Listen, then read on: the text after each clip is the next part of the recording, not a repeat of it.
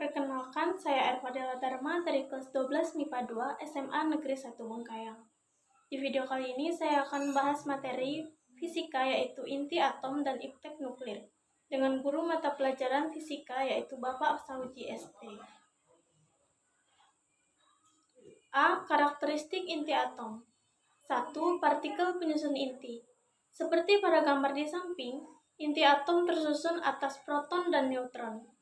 Proton merupakan partikel bermuatan positif dengan muatan 1,6 kali 10 pangkat min 19 C dan masanya 1,672614 kali 10 pangkat min 27 kg. Neutron merupakan partikel tidak bermuatan dan bermassa 1,674926 kali 10 pangkat min 27 kg. Di luar inti atom terdapat kulit yang terdiri atas elektron. Elektron bermuatan 1,6 kali 10 pangkat min 19 C dan bermassa 9,10953 kali 10 pangkat min 31 kg. 2. Simbol unsur. Dalam tabel periodik, atom suatu unsur secara umum dilambangkan dengan rumus yang tertulis dengan keterangan X sama dengan nama unsur atom, Z sama dengan nomor atom, A sama dengan nomor massa, dan N sama dengan jumlah neutron. 3. Nuklida. Diam terdapat unsur yang mempunyai nomor atom sama atau nomor massanya sama. A. Isotop. Merupakan unsur yang memiliki nomor atom sama tetapi nomor massa berbeda. B. Isobar. Merupakan unsur yang memiliki nomor massa sama tetapi nomor atom berbeda. C. Isoton. Merupakan unsur yang memiliki jumlah neutron A sampai Z sama tetapi memiliki nomor atom berbeda. 4. Gaya dan kestabilan inti. Tidak setiap gabungan proton dan neutron membentuk inti atom stabil. Stabilitas inti atom ditentukan oleh perbandingan jumlah proton dan neutron. A. Inti ringan atau Z kurang dari sama dengan 20. Inti ringan stabil jika N tidak sama dengan Z atau N per Z sama dengan 1,00. Inti tidak stabil jika N tidak sama dengan Z atau N per Z tidak sama dengan 1,00. B. Inti berat atau Z lebih dari 20. Inti berat stabil jika 1,00 kurang dari N per Z kurang dari 1,60.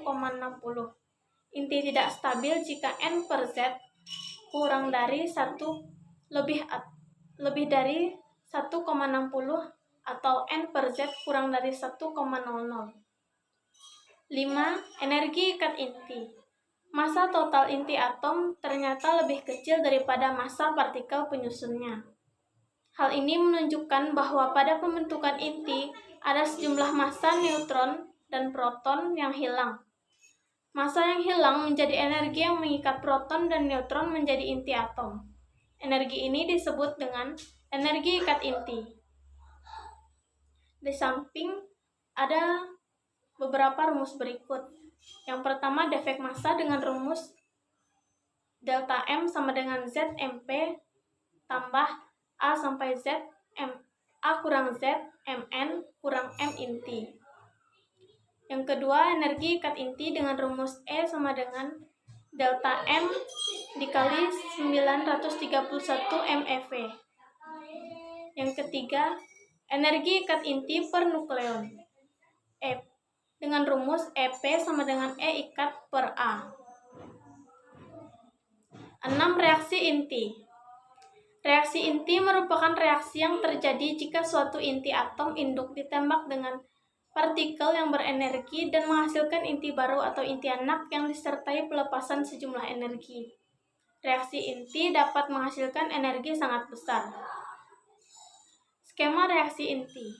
A tambah X reaktan, tanda panah Y tambah B produk, tambah E energi reaksi. Energi reaksi dari skema reaksi inti E sama dengan MA tambah MX kurang MY tambah MB dikali 931,5 MeV. Kemudian ada gambar fusi dan fisi. Berikut penjelasannya. Reaksi fusi adalah reaksi penyatuan antara dua inti atom untuk menghasilkan satu atom baru dengan inti yang lebih berat dan menghasilkan energi yang sangat besar. Reaksi fisi adalah reaksi pemisahan atom dengan inti berat karena ditembak oleh partikel neutron. Reaksi fisi hanya membentuk sedikit energi untuk dapat terjadi. Energi ini digunakan untuk mempercepat partikel yang ditembakkan. Partikel dipercepat oleh akselerator sehingga memiliki energi yang cukup untuk sampai ke inti atom. 7. Spektrum atom hidrogen. Spektrum atom hidrogen berbentuk garis yang khas. Dikemukakan oleh John Jacob Balmer, seorang guru matematika di Swiss pada tahun 1885. Balmer menemukan perumusan secara empiris tentang panjang gelombang pada garis spektrum atom hidrogen. 1 per lambda atau panjang gelombang sama dengan R dalam kurung 1 per 2 kuadrat dikurang 1 per N kuadrat. Kemudian, di samping ada beberapa spektrum lain yang dihasilkan oleh atom hidrogen sebagai berikut. A. Deret Lyman atau deret ultra ungu atau ultraviolet. B. Deret Balmer atau deret cahaya tampak. C. Deret Paschen atau deret inframerah 1. D. Deret Brackett atau deret inframerah 2. E. Deret Paven atau deret inframerah 3.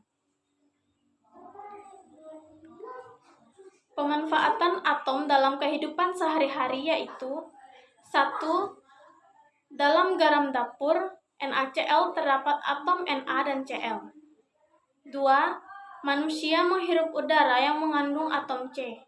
3. Pensil dan perhiasan intan mengandung atom C. 4. Kapur tulis mengandung atom C. 5. Lampu ada yang berisi gas Ne, He, atau Ar. 6. Perhiasan emas dan perak mengandung atom Au dan Ag. 7. Balon berisikan gas He. Dan yang terakhir 8. Bahan bakar fosil mengandung atom C, H, dan O. B. Radioaktivitas. Radioaktivitas ditemukan oleh Henry Becquerel pada tahun 1986. Becquerel menamakan radiasi dengan uranium. Radioaktivitas adalah kemampuan inti atom yang tak stabil untuk memancarkan radiasi dan berubah menjadi inti stabil. Proses perubahan ini disebut dengan peluruhan dan inti atom yang stabil disebut radioisotop. Proses perubahan ini disebut dengan peluruhan dan inti atom yang tak stabil disebut dengan radionuklida. Materi yang banyak mengandung radioisotop dan radionuklida disebut radioaktif. 1. Sinar-sinar radioaktif. Terdapat 3 sinar radioaktif yaitu A. Radiasi alfa. Radiasi alfa terbentuk saat suatu unsur radioaktif memancarkan partikel alfa dan membentuk unsur baru dalam proses yang disebut peluruhan alfa. B. Radiasi beta. Inti tidak stabil yang memiliki jumlah neutron lebih banyak daripada jumlah protonnya akan memancarkan partikel beta. Pada peristiwa pemancaran beta yang dapat berupa elektron atau bermuatan listrik negatif, atau berupa positron atau bermuatan listrik positif. C. Radiasi gamma. Radiasi gamma merupakan radiasi gelombang elektromagnetik yang dipancarkan oleh inti atom tereksitasi. Inti yang memancarkan sinar gamma memiliki nomor atom dan nomor massa tetap. Sifat-sifat sinar. Sinar alfa. 1. Sinar alfa merupakan inti atom helium yang bermuatan positif. 2. Dapat menghitamkan plat film yang dilewatinya. 3. Dapat membelok di dalam medan listrik dan medan magnet. 4. Memiliki daya ionisasi paling kuat dibanding sinar radioaktif lainnya. 5. Memiliki daya tembus paling lemah di antara sinar radioaktif lainnya. 6. Berjangkauan beberapa sentimeter di udara dan 10⁻²mm di dalam logam.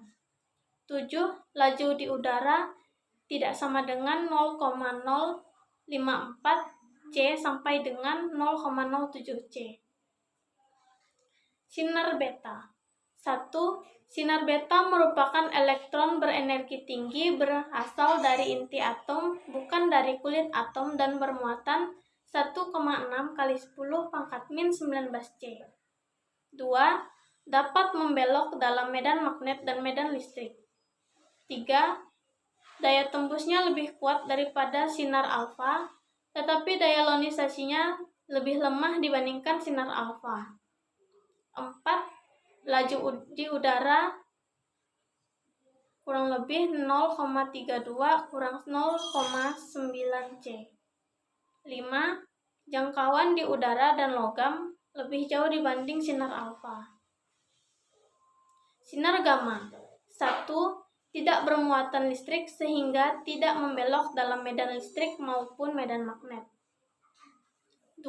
Memiliki daya tembus paling kuat, tetapi daya ionisasinya paling lemah di antara sinar radioaktif yang lain. 3. Sinar gamma merupakan elektromagnetik sehingga lajunya sama dengan laju cahaya. 4. Sinar gamma mempunyai bahan yang dapat mengakibatkan efek fotolistrik dan hamburan Compton. 2. Interaksi sinar radioaktif dengan bahan. A. Serapan dan pelemahan dengan rumus I sama dengan I0 E pangkat min koefisien dan tebal bahan. B. Ketebalan paruh dengan rumus X1/2 sama dengan 0,693 per koefisien pelemahan. 3. Peluruhan radioaktif. Peluruhan atau rarasan adalah perubahan spontan dari satu nuklida induk menjadi satu nuklida anak yang mungkin bersifat radioaktif atau tidak dengan memancarkan satu atau lebih partikel atau foton. A. Aktivitas radioaktif. R sama dengan lambda N. B. Peluruhan inti. N dikali T sama dengan N0 dikali E pangkat min lambda dikali waktu. C. Waktu paruh dengan rumus T1/2 sama dengan 0,693 per lambda. Keterangannya bisa dilihat pada slide tersebut.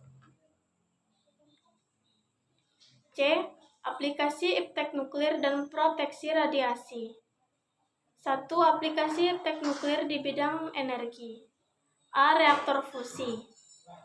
Reaksi fusi adalah suatu instalasi untuk mengubah energi yang terjadi pada reaksi fusi menjadi energi panas atau listrik yang mudah dimanfaatkan. Reaksi fusi merupakan reaksi penggabungan inti atom ringan, misalnya reaksi antara deuterium dan tritium. Deuterium sangat melimpah di alam, namun tritium tidak ada di alam ini. Oleh karena itu, bahan yang mengandung Li-6 digunakan sebagai selimut. Selanjutnya, direaksikan dengan neutron yang terjadi dari reaksi fusi untuk menghasilkan tritium, sehingga diperoleh siklus bahan bakar. Sistem reaktor fusi terdiri dari bagian plasma teras, selimut, bejana vakum, magnet superkonduktor, dan lain-lain. Dibandingkan dengan reaksi fisi, reaktor fusi tidak akan mengambil lepas kendali dan sedikit menghasilkan produk radioaktif, sehingga memiliki tingkat keselamatan yang tinggi. B. Reaktor fisi. Reaksi fisi merupakan instalasi yang menghasilkan daya panas secara konstan dengan memanfaatkan reaksi fisi berantai. Istilah ini dibedakan dengan reaktor fusi yang memanfaatkan panas dari reaksi fusi. Dimungkinkan adanya reaktor yang memadukan kedua jenis tersebut atau reaktor hibrid.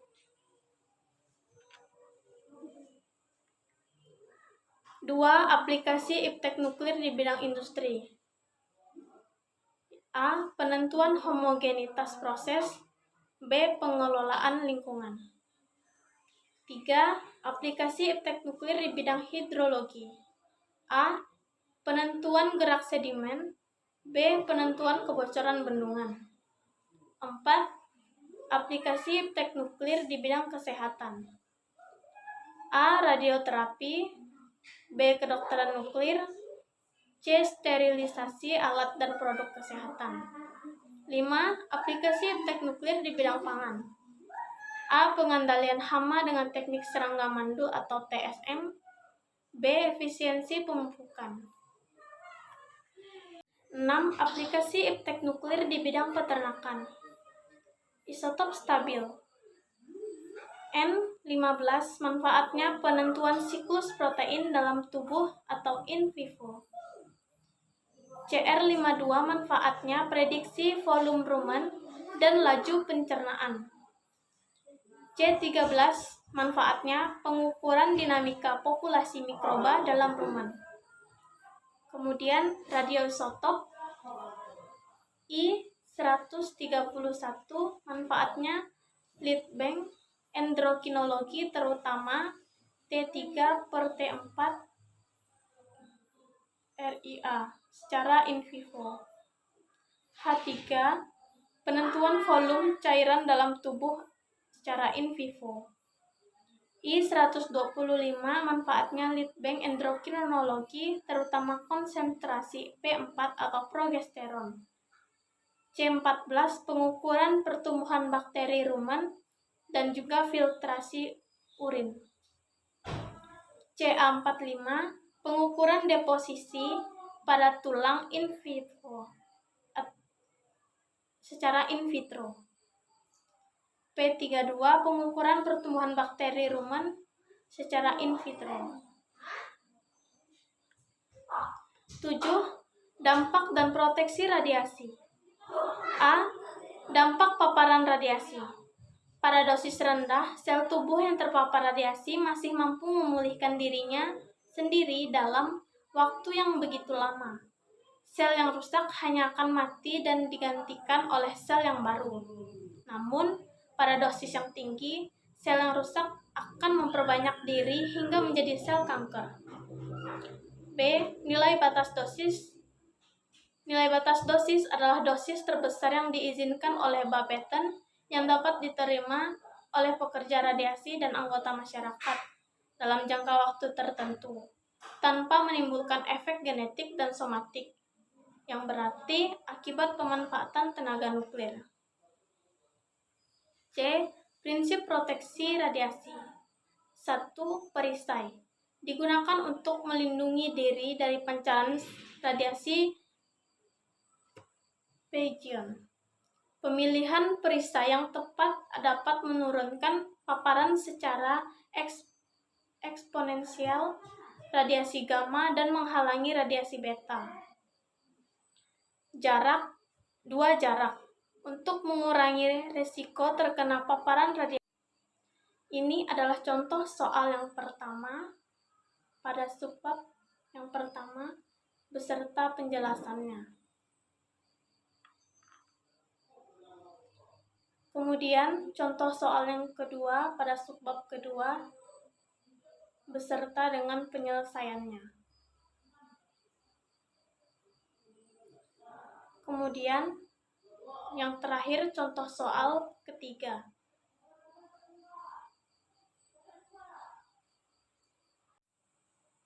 Sekian video pembahasan dari saya. Jika ada kesalahan dalam penyampaian materi, saya mohon maaf. Terima kasih. Fisika gampang, asik, dan menyenangkan.